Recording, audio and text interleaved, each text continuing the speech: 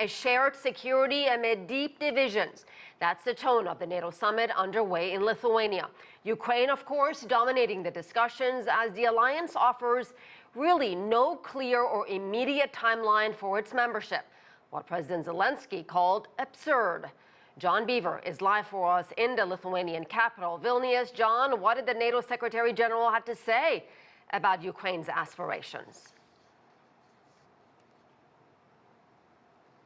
Yeah, so this is what was dominating the headlines here today. Dominating the proceedings was, as you were saying, this detailed conversation when it came to Ukraine and their membership. Now, some allies want Ukraine to join as soon as hostilities end with Russia.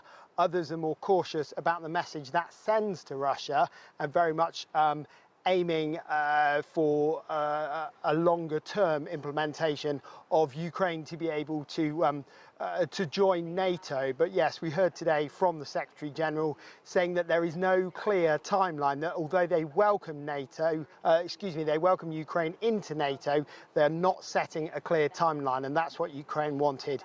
We can hear what NATO Secretary General Jens Stoltenberg had to say a little earlier. There's never been a stronger message from NATO at any time, both when it comes to the political message on the path forward for membership and the concrete support from NATO allies, military support, but also the practical support on how to ensure full interoperability. And if you look at other membership processes, there have not been time lines for those processes. They are conditions-based, has always been. Well, John, while Ukraine clearly was a big part of the conversation there were other issues as well, like funding for NATO. Yeah, absolutely. And so what we've heard on that is that Secretary General Jens Stoltenberg is very much assuming that a lot of the NATO allies are going to be paying more into NATO in terms of how much they spend on their militaries. The figure has always been 2% of GDP, but only 11 of the 31 members currently pay that. But there is very much a feeling that they want this 2% to be the floor, not the ceiling of what NATO allies pay. And all of this is tied in with this major new plans, the first defensive plans really since the Cold War, which is going to have more troops at battle readiness level. It's going to bolster forces on the eastern flank in places like Lithuania, where I am now, and those countries that border Belarus and Russia. So all of that being discussed and a lot more to come as this summit continues here in Vilnius.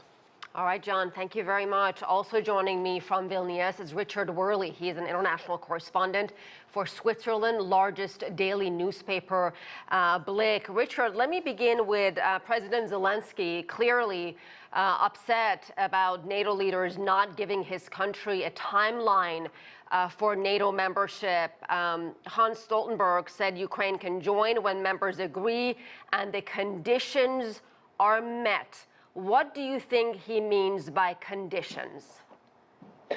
Well, clearly at the moment Ukraine cannot enter NATO because Ukraine is a country at war. And I believe condition can be seen as peace, when peace comes back in Ukraine. But the reason why the allies did not want to set a timetable is the moment you set a timetable, you send a clear signal to Russia. So it was kind of expected to have this diplomatic language, but the words are so vague that it could be understood why Zelensky is mad. It's important to remember and to keep in mind the choreography of Zelensky's arrival in Vilnius. He went straight to the city main square and he addressed the people. He spoke in front of thousands of Lithuanians who were bearing Ukrainian flag. So it tells the dimension of the popular support, and he's probably going to try to use that tomorrow morning when he meets with Biden and the other allies.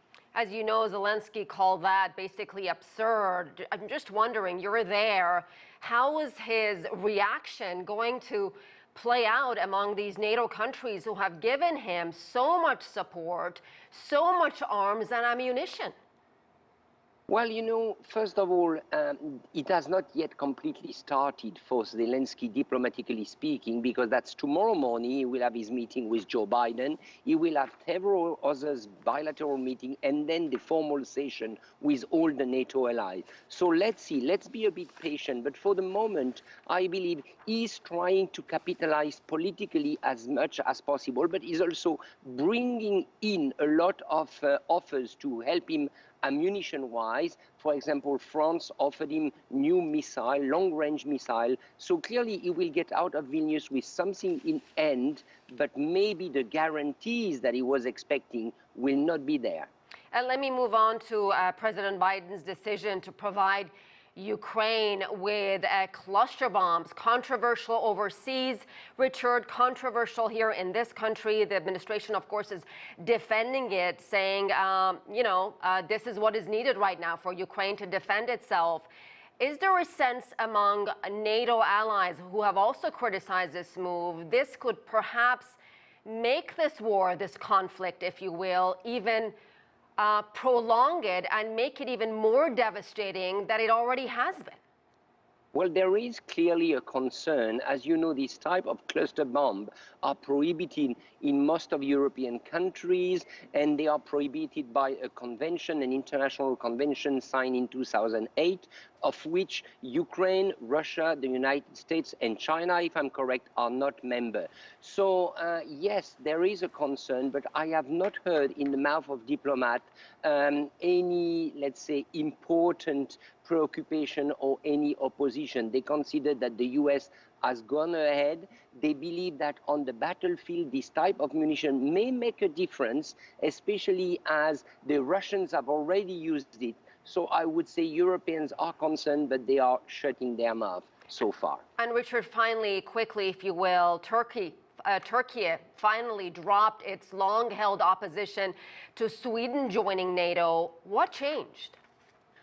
Well, what changed? If we would have to give a political award here, it would clearly go to President Erdogan, because he managed to take the decision to lift his veto on Monday evening right before the opening of the summit. So that was a very smart move. And now he's addressing his request to the European Union to reopen the negotiation with Turkey. So very smart political move from President Erdogan. Now what has to be seen is whether he will meet President Putin in August. It was in the pipeline. We don't know if it will get concrete. And it has to be seen also what he offers next, especially as the Turkish parliament has to convene and to ratify the integration of Sweden, and it is not yet done.